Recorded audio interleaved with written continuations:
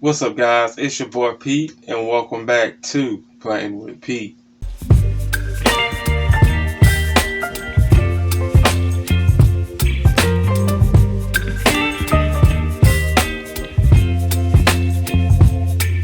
Baby, you give me ice and fire.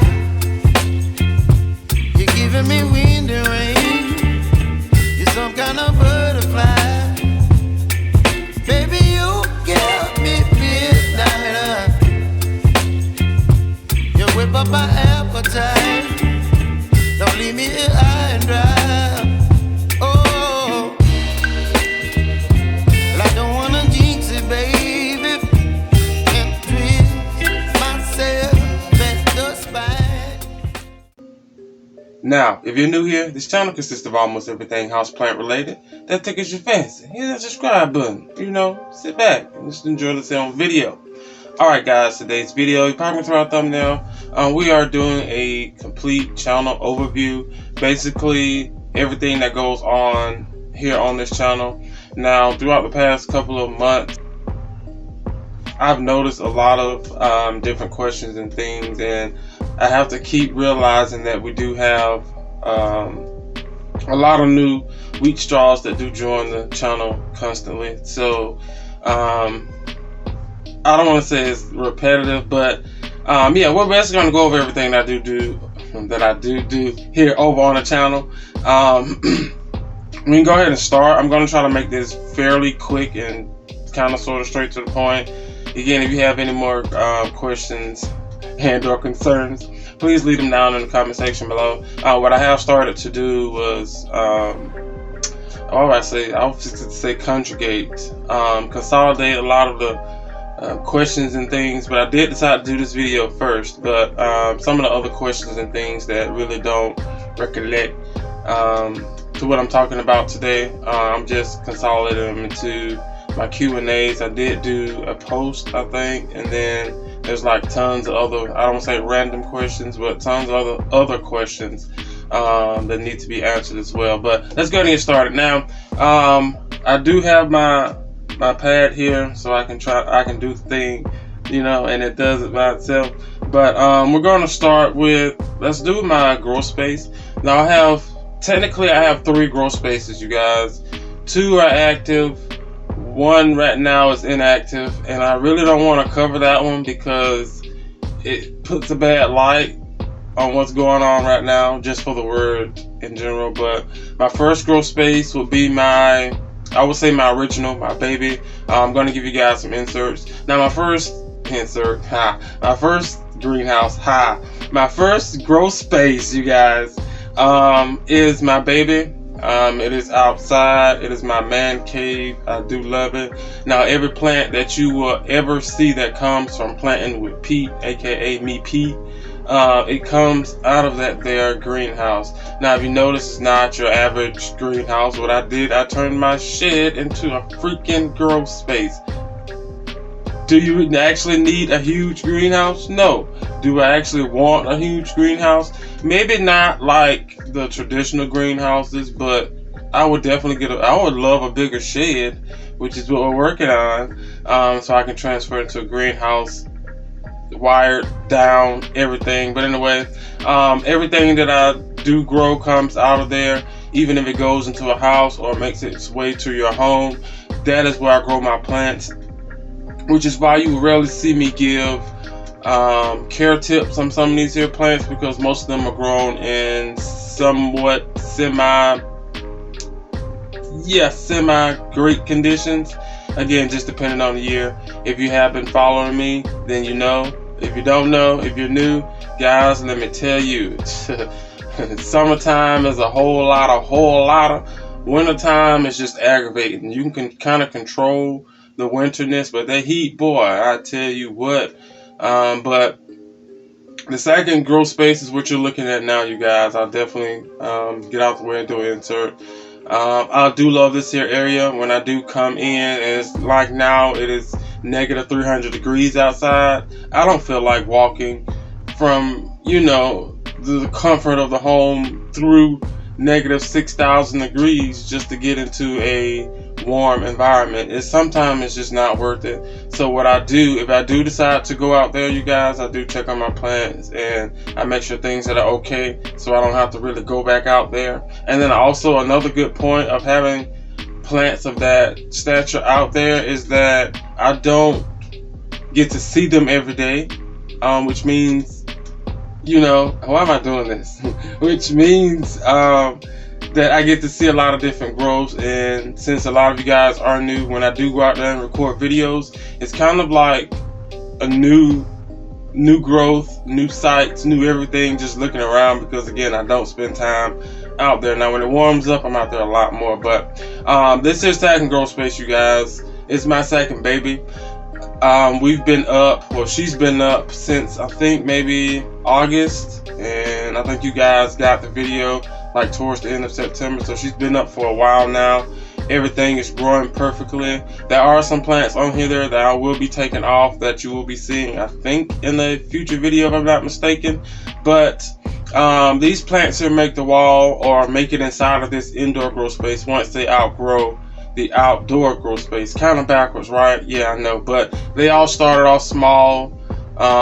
First they all start off small inside of a home, and then we transferred them outside, and then everything started to grow huge. So the plants that you're seeing now have either just made their way in here, or they've outgrew their conditions out there, or I don't want them, but I don't want to get rid of them. That is how most of them make the wall. Or I'm just trying to make space out there for them to fit the wall. Now my last grow space, you guys, I call it Pete's retirement home. All right, we're just gonna cover it. Now those are the plants that I do not want. Those plants go outside. I don't care if they live or they die. During the winter time, of course, they're gonna die back. If you don't know, I live in a climate where it's negative 3,000 degrees during the winter time and 4,000 degrees during the summertime. We don't have any more seasons. It's just hot and cold. Okay, I don't pay attention. It's just hot and cold. 6 months of cold, 6 months of hot. That's how it works. All right, so any plant that goes out there are those plants that we're just over it. We're done. We're through.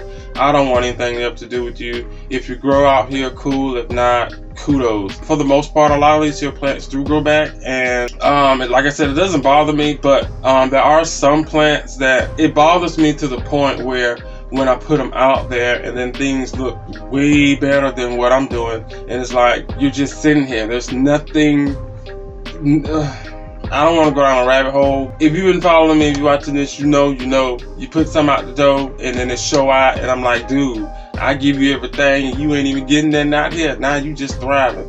Yeah, that part there gets me. Now the next point, you guys, we're gonna go with my plants.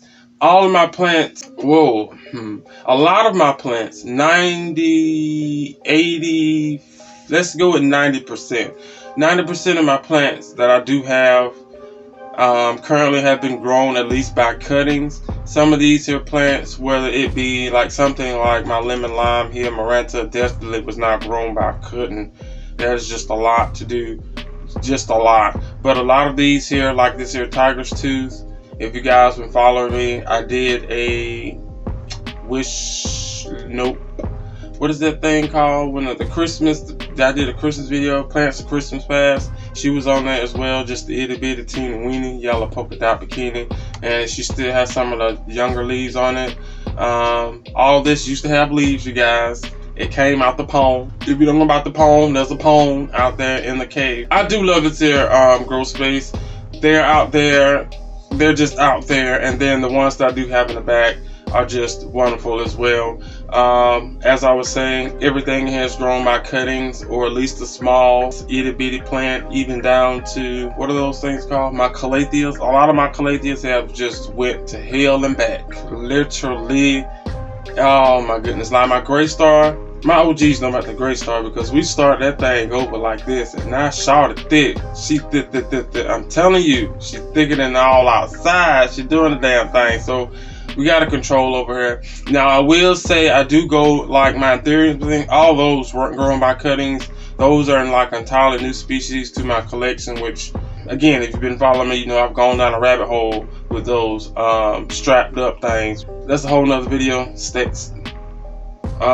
Yeah, so those anthuriums are new, but everything else, maybe like an Aglaema, which I have my Ghost Frost right there, Ghost Easter Frost, whatever, wasn't grown by cutting. But anything like philodendrons, a lot of my Hoyas grown by cuttings. I think those are like about it. I have some monsteras like my Albo and that Thai grown by cuttings as well. So I don't necessarily go out and buy like regular size plants. I mean, unless it's like my birthday or something, then yeah. But me just going like to Etsy or the Shop app or anything or Ecogenera and just buying like a whole plant, it just won't happen. Now again, those strappy anthuriums, things like that happen. All right. Now the next topic, let's go with lighting. Now lighting is fairly different, of course, from every location. You have it outside, which of course gets all the good stuff. Which, if I didn't have a lot of the trees and things out here, a lot of those tropicals would shine. Like we're talking, my Monstera Borsigiana is out there that grows back every year. If you notice, this year it had more fenestration. There wasn't a lot of more foliage. There wasn't more foliage as last year's. Oh crap, we're in a new year. You know what I mean. But there were more fenestration, so it's maturing.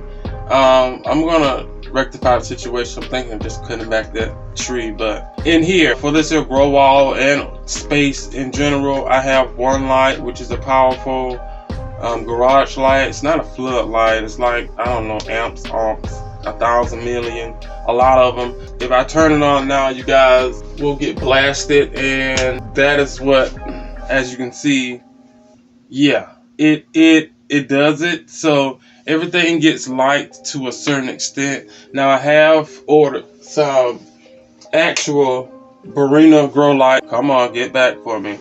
There we go. That the Barina lights that you guys will follow me installing as well, because this lower half needs some more light because the top is doing the thing, you know. So there's no actual grow lights in here. There are some grow lights down below inside of my prop tank, which is a tubing light. Now outside in my grow space, I have 1, 2, 3, 4, maybe I don't know how many different types of grow lights. Now my spider farmer lights are my main lights. I have one sent over my Hoyas, and then one light towards the back that is kind of illuminating everything, but directly up under them I have like my high powered plants that can handle a lot of light, with monsteras, ficus, things of that nature.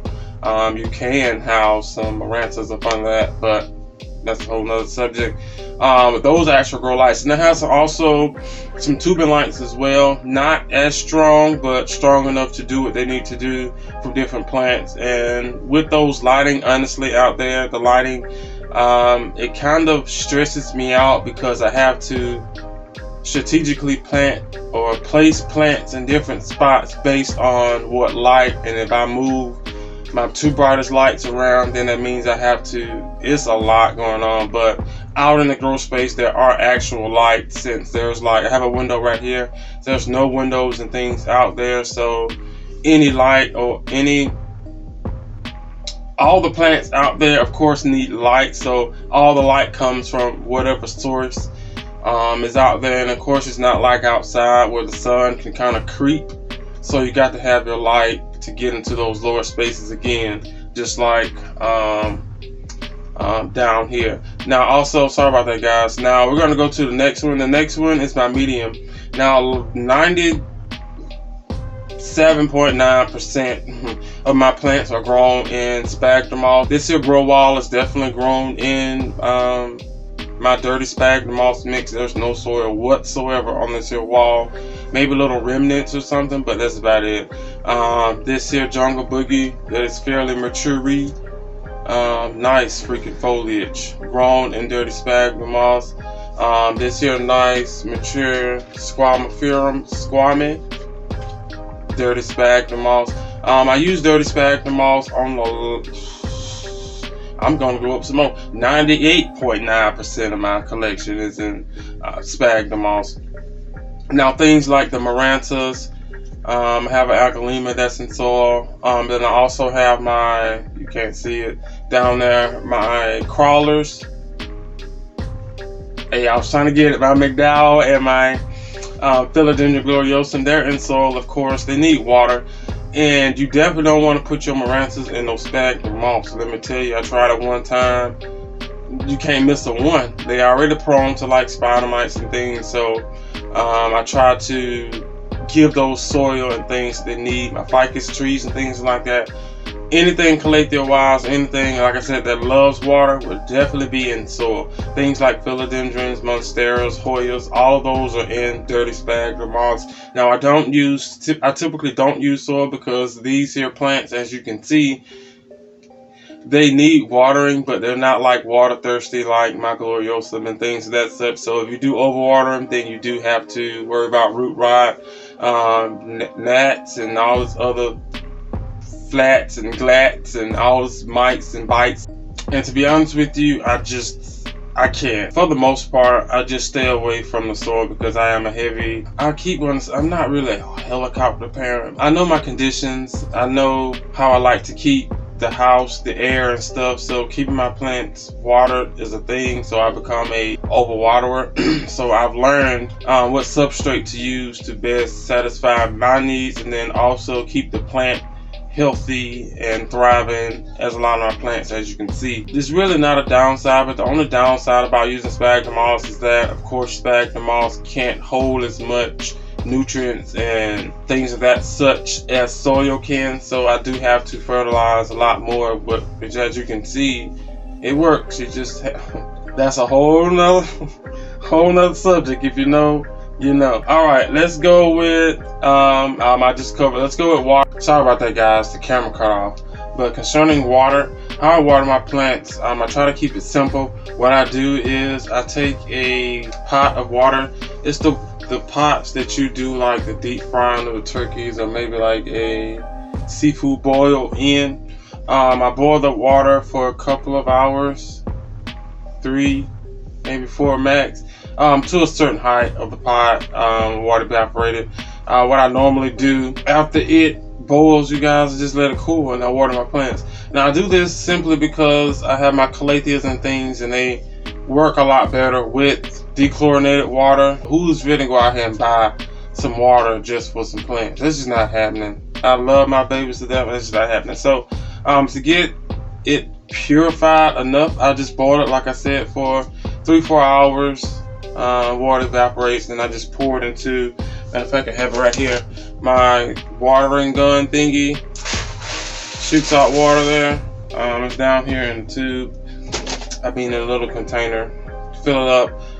And I do use Miracle-Gro fertilizer. Try to stay using that. That fertilizer there definitely great response to the plants, but again, you have to make sure it's used correctly. And with me boiling the water, it brings the pH down compared to the fiery red, especially after you add the fertilizer to the water. It's just a mess. So it definitely helps in that. But just for the most part, you guys, I try to keep all the plants on the same regimen. So no matter how much fertilizer I put into my reservoir down here to water my plants, they all get the same.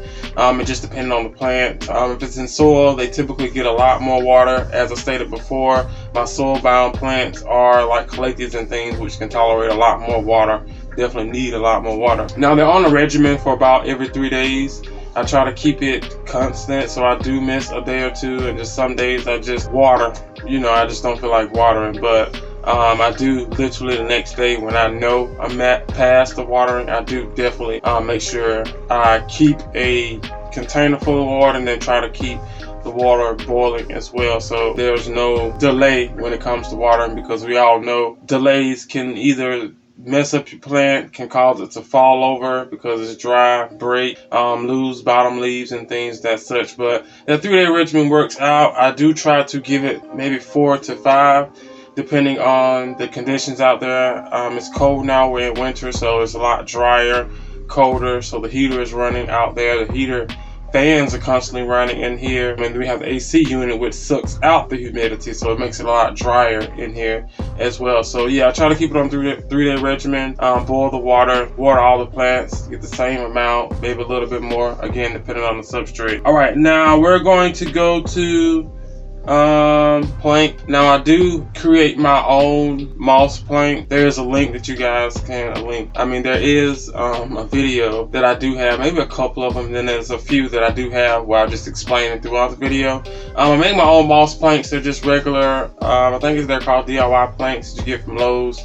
$2 maybe, depending on the length, the width, height, all the other good stuff. I get my regular Better Grow moss also from Lowe's as well. They're like $5 and something for a little bale. Don't have any here, no. And then I just get my, not chicken wire, my fishing line, which makes it give it a cleaner look. You can't see anything.